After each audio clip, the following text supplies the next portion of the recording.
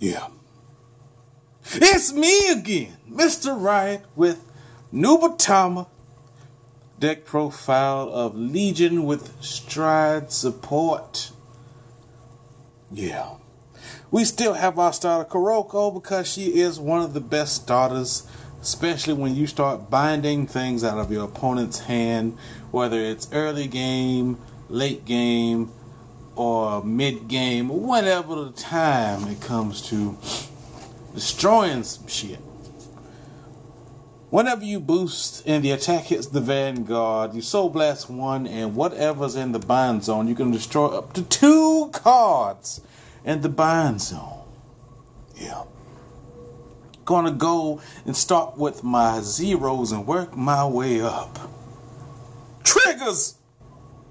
We got crits. We got more crits. That's a total of 8 crits. We got 4 draw. Now we need the draw to get specific cards into our hands.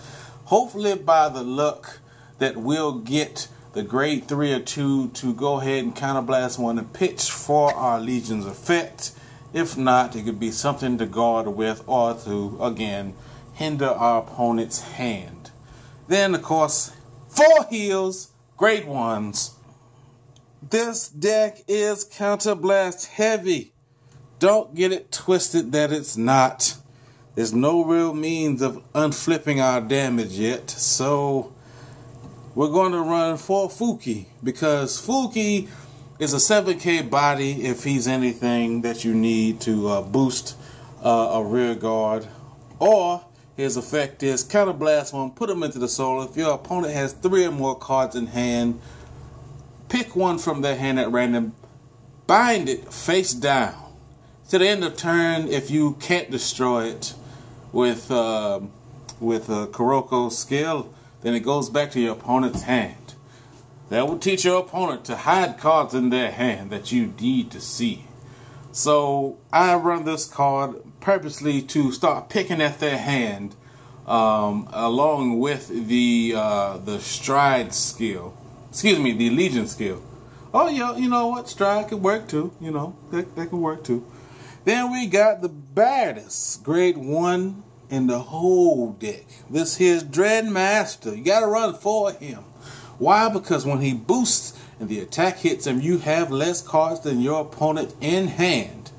Your opponent has to then discard a card. And this card can boost and attack the rear guards, vanguards, whatever. So they'll have to start blocking their rear guards just because they don't want to discard a card. But guess what? They have to discard a card anyway because they have to guard. Hey, it's a psychological game. 4 PGs because you want to live in 2 8K vanilla. Grade 2s! Running for Tamahogany. This bad mamma jamma here will be played or written, be it Vanguard or Rear Guard, and he will bind 1 card on the field. Face up. Should he come in as your second ride target, good. Start picking off those zeros, that grade 3 searcher that they may have needed because they don't have a grade 3 in their hand, or pick off one of their grade 1s that they may have needed. Yeah. Good card right there. This here is the mate. It is basically the starter in grade 2 form. Except for when you're in Legion, it becomes an 11k attacker. And again, it has the starter skill of Soul Blasting 1 if you have anything in the bind zone, and destroy up to 2 cards. Oh, that's a good card right there. It's a good card right there. So you don't necessarily have to use the Legion skill of counterblasting 1 and pitching this card. If you got Tamahogany helping you out, that's good too. Then we got 3 Kokujo. Kokujo goes up 2 for every 1 card that goes to the bind zone. So should you bind the field, he gets 10. Yeah. Grade 3s. We got 4 Sheriff Steph Dragon. Mandara Congo. This bad Mama Jam here states, when he is in Legion, you can act, meaning set up your field first. Make sure you have at least him or the grade 2 I just told y'all about, discussed. Counterblast 1, discard a copy of this card or the grade 2. Bind. Let's go ahead and read it out loud, children. Let's read it out loud. Yeah. If your opponent's hand is 4 or more, that's the first requirement. Choose 2 cards at random from your opponent's hand. Bind them face down and 1 card on the field. And bind it face up. So you can start picking off those damn interceptors. Yeah. Yeah. Not to mention, if you got, let's say you got a handful of these, you could do it again. And unless a hope to God, they got 4 or more cards in their hand for that second time. Yeah. So now, let's say they got 8. Or let's say they got 6. You done picked 4 of the 6 cards out of their hand. That means they can only block maybe 1 attack. Maybe 1 attack. Oh my God. This card will make everybody want to go home. Want to go home. Not only that, but he gets the +3 bonus when something else is in its column. So, with Kuroko backing him up, with or without, when he's got his mate, he's going to be swinging for 28. That's, at minimum, a 20k shield for 1 to pass. That's crazy, man. Then I'm still running 3 of Kabuki Congo. Now, I like Kabuki because he binds the field. And once he binds those cards, that means there's no interceptors, no nothing. Now, you have to be very careful when you use this limit break skill. Because, again, this deck is counterblast heavy. Mandara Congo is counterblast. This is a counterblast. What was it? Like, almost all the grade 1s are counterblast. But this binds the field, so this puts pressure on your opponent. Not only that, but he gets a 10,000 boost should 3 or more cards be bound while he's, on Vanguard Circle. Now, it doesn't necessarily have to be by his skill alone, but that counterblast could help. His second was counterblast 2. Counterblast 1 he goes up to. Not necessary. We don't want to waste those because we got another card that'll force people to guard for no particular reason. Going to say Stealth Dragon Void Master, but he's like, come at me, bro. Come at me. So his first skill is if you have more cards in your hand than your opponent does, then he becomes a 12k attacker on Vanguard Circle. Should he be on Vanguard or Rearguard and you have less cards than your opponent, even after grade check, draft check, you counterblast 1 and your opponent has to discard a card. Not the card you want to have on Vanguard Circle, but it's a good card nonetheless. You could probably run 2 more of him and 2 Kabuki, but you want more sure Stealth Dragons because of strides. We are running 2 Madu.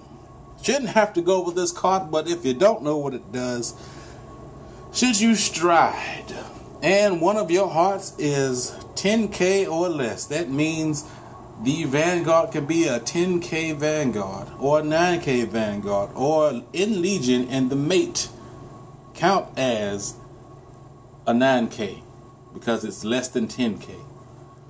You get a grade 3 back from your drop zone. So this card will tremendously help should you have to keep pitching those grade 3s for Madara. God dog is not Madara. the Legion. Very good card. Running down to 2 of this guy. I'm not going to go ahead. I'm not wanting to butcher his name. But when people see him, there's automatically like, well, there go 2 cards right there. Now, the only thing I don't like about this card is that, first off, it's Counterblast 2 for his skill. That's two Counterblast, and this deck doesn't necessarily have much means of countercharging. So, Counterblast 2, a heavy cost for just 2 cards. 1 card your opponent picks from their hand, places it face down, and a card that you pick on the field and bind it face up. Now, assuming you have a Sure Stealth Dragon Heart and you attack and you pay the cost, those 2 cards immediately are dead. Like, you might as well go ahead and put them into the drop zone right then and there. But you have to wait till the end of turn or whatever. And if you don't have the heart of, Sure Stealth Dragon, then it goes back. Those 2 cards go back to your opponent's hand at the end of turn. Should not have a problem, but should you have to ride Voidmaster, then I'm sorry. Then we got 4 of the on-hit discard a card guy. Now, this card makes me laugh when my opponents PG him. I'm like, that's 2 cards. That's 2 cards for what? Now, if I bound something that turn, then sure, I could see them doing that. Because binding something with Kuroko still on the field, and then them having to discard a card and take damage is a lot to calculate. So not only are they, again, having to discard a card with his skill, they're going to have to take damage, and assuming that they, do like 1 to pass, 2 to pass, that's still cards out their hand. So they guard, you go through. That's another card that they have to get, out of hand. It doesn't matter how many cards they have in hand. So if he's your first ride, that's fine because his cost is free. All you have to do is just swing and hit. Swing and hit. So this is pretty much your baiter for your PGs and everything. That's just that. Anyway, this is me, Mr. Wright. Hopefully this gave y'all some type of idea, some type of inclination. Give somebody a headache, a little bit of chaos, if you will, to cause a riot at your card fight area playing places. Holla!